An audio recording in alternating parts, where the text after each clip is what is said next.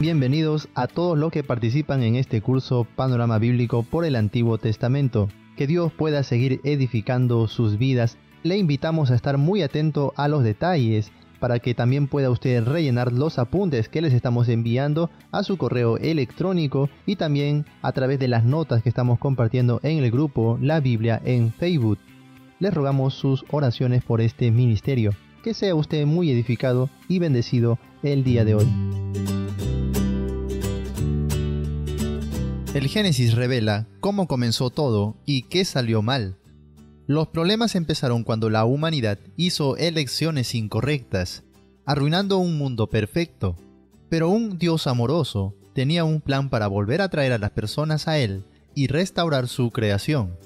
¿Por qué es tan importante el estudio de Génesis?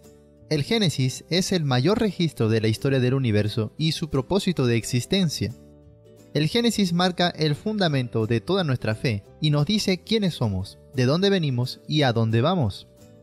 Una mala interpretación de Génesis puede dar como resultado la mala interpretación de casi toda la Biblia.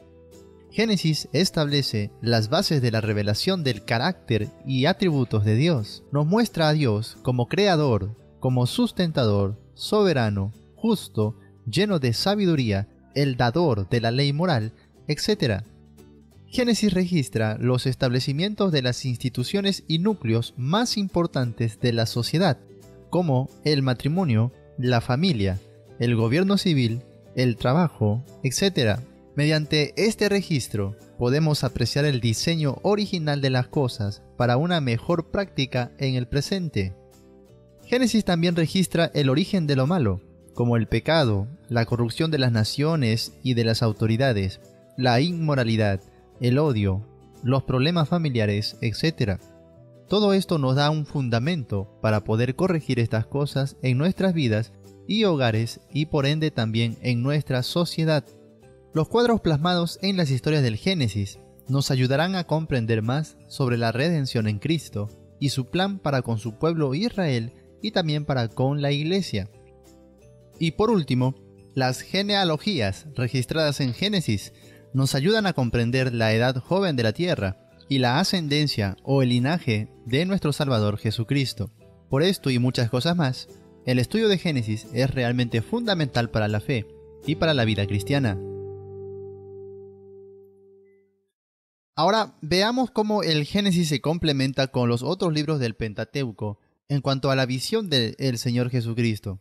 En Génesis, Cristo es la simiente de la mujer. En Éxodo, Él es el Cordero de la Pascua.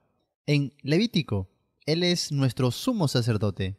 En Números, es la serpiente sanadora de bronce. Y en Deuteronomio, Él es el verdadero profeta que habría de venir. De esta manera, vemos cómo Génesis está estableciendo el plan de Dios, por medio del cual el Mesías vendría, a través de una descendencia humana a la tierra, como Salvador, como Redentor y como Rey mesiánico. Veamos ahora el propósito del libro de Génesis.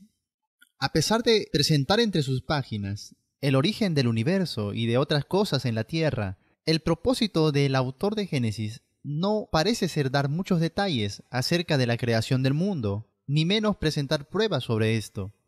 El escritor de Génesis solo ocupa 2 capítulos para hablar de la creación, pero dedica más o menos 38 capítulos para hablar de la formación del pueblo Israel. Así que, sin ningún temor, podríamos decir que el propósito del escritor es dar a conocer sobre la preparación del reino de Dios en la tierra a través de la elección de un pueblo especial. Este pueblo es la nación de los judíos, conocido también como el pueblo hebreo o la nación de Israel. Así que este es el propósito principal del libro de Génesis: narrarnos cómo se originó el pueblo de Israel, cuál es su fuente, por qué la razón de su existencia, y cómo esto se complementa con los otros libros del Pentateuco que ya hemos analizado. Ahora veamos una síntesis de Génesis. Génesis significa nacimiento o comienzos. Este libro contiene los registros de la creación de todas las cosas y la vida de los patriarcas hebreos. Ha sido llamado el libro de los libros, pues aquí vemos el origen del universo, del género humano, del pecado, de la vida en familia, de las naciones y de los idiomas. Además, Todos los otros libros de la Biblia surgen de este. Su autor es Moisés, como vimos en la introducción al Pentateuco. El tema principal de Génesis es los inicios de la nación hebrea, Israel, un pueblo por medio del cual vendría Cristo. A través de este pueblo, Cristo reinará sobre todas las naciones en el futuro. La palabra clave de Génesis es comienzos o también orígenes. Los versos claves son los siguientes. Génesis 1:1. En el principio creó Dios los cielos y la tierra. Aquí vemos al creador de todo y a la creación de todo lo que existe. Tenemos también Génesis 3:15. Y pondré enemistad entre ti y la mujer, entre tu simiente y la simiente suya. Esta te herirá en la cabeza, y tú le herirás en el calcañar. Aquí tenemos la gran promesa de un redentor para la humanidad. También Génesis 12, del 1 al 2. Pero Jehová había dicho a Abraham, vete de tu tierra, y de tu parentela, y de la casa de tu padre, a la tierra que te mostraré. Y haré de ti una nación grande, y te bendeciré, y engrandeceré tu nombre, y serás bendición. Aquí vemos el nacimiento de un pueblo a través de la promesa hecha por Dios a Abraham. Es importante también que veamos cómo encontramos a Cristo en cada uno de los libros de la Biblia. Gracias a este maravilloso estudio, podemos ver que Cristo aparece desde las primeras páginas de la Biblia. En el libro de Génesis hay 9 referencias tipológicas a Cristo. En primer lugar vemos a Cristo como Dios creador. Génesis 1:1 dice, en el principio creó Dios. Si comparamos este verso con Colosenses 1, del 15 al 17, que dice, Él es la imagen del Dios invisible, el primogénito de toda creación, porque en Él fueron creadas todas las cosas, las que hay en los cielos y las que hay en la tierra, visibles e invisibles, sean tronos, sean dominios, sean principados, sean potestades. Todo fue creado por medio de Él y para Él, y Él es antes de todas las cosas, y todas las cosas en Él subsisten. Claramente este pasaje está separando a Cristo de todas las cosas creadas, de manera que Cristo no forma parte del grupo de las cosas creadas. Antes todas las cosas fueron creadas en Él y por medio de Él. Así que Génesis nos muestra también a Cristo como creador.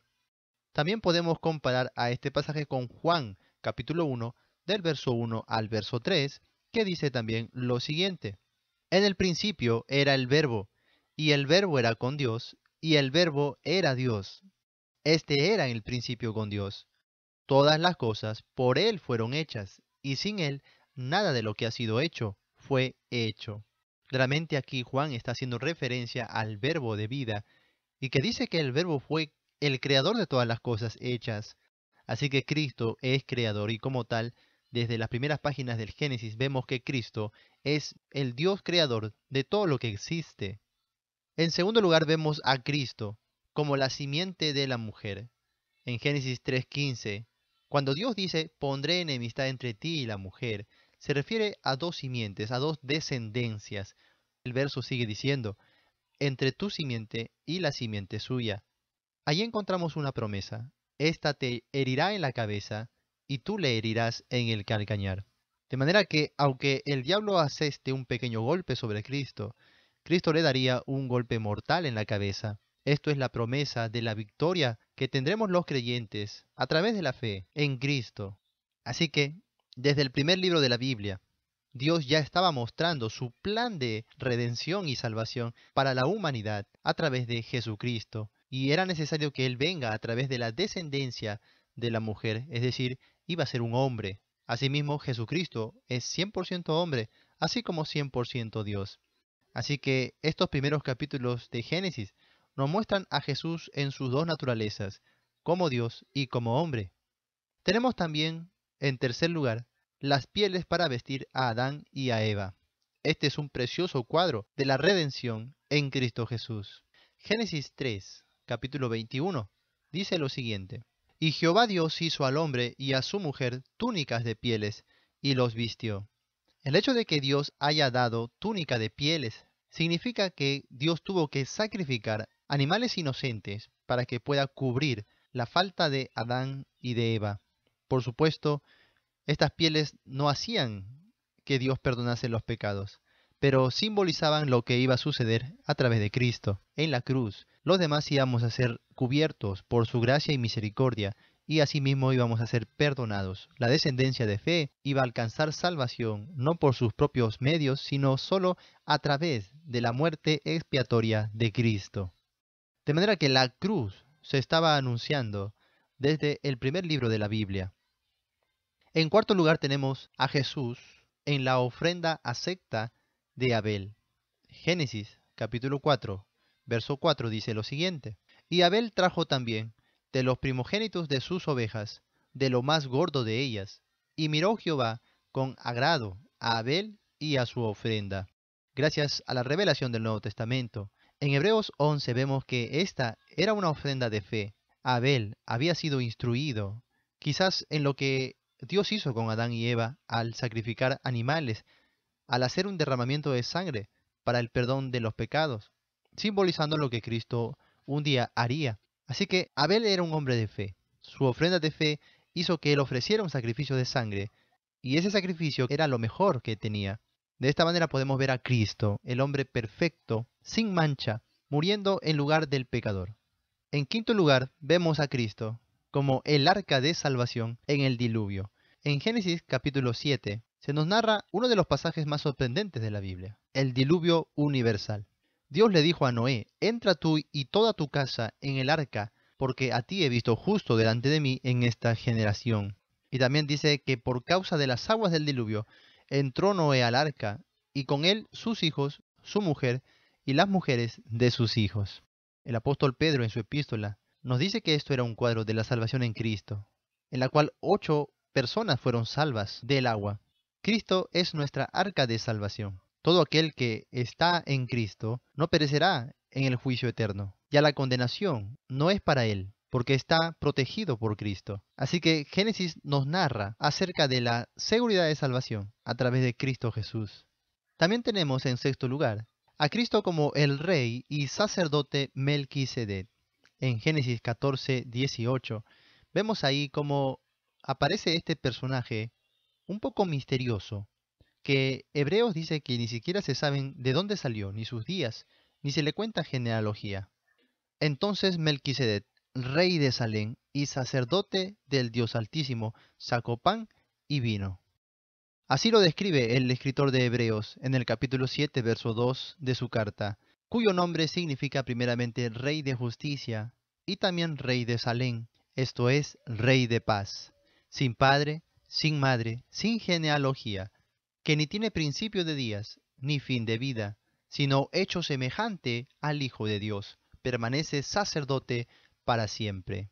Aquí vemos a Jesús como eterno, como Rey, como sacerdote de Dios. Es un sacerdocio supremo, eterno e inmutable, bajo el cual los creyentes estamos protegidos, somos amparados y Él nos presenta justos delante de Dios a través de ese sacerdocio santo. En séptimo lugar tenemos a Cristo como el ángel de Jehová. Hay muchos pasajes en la Biblia que nos demuestran que el ángel de Jehová es Dios mismo, pero tomando una figura humana. Se presenta también en otros libros como el príncipe de los ejércitos de Jehová. De esta manera podemos reconocer al ángel de Jehová como el mismo Señor Jesucristo. En Génesis 16:7 dice: y la halló el ángel de Jehová junto a una fuente de agua en el desierto, junto a la fuente que está en el camino de Shur. También vemos al ángel de Jehová en Génesis 22, verso 11 y verso 15.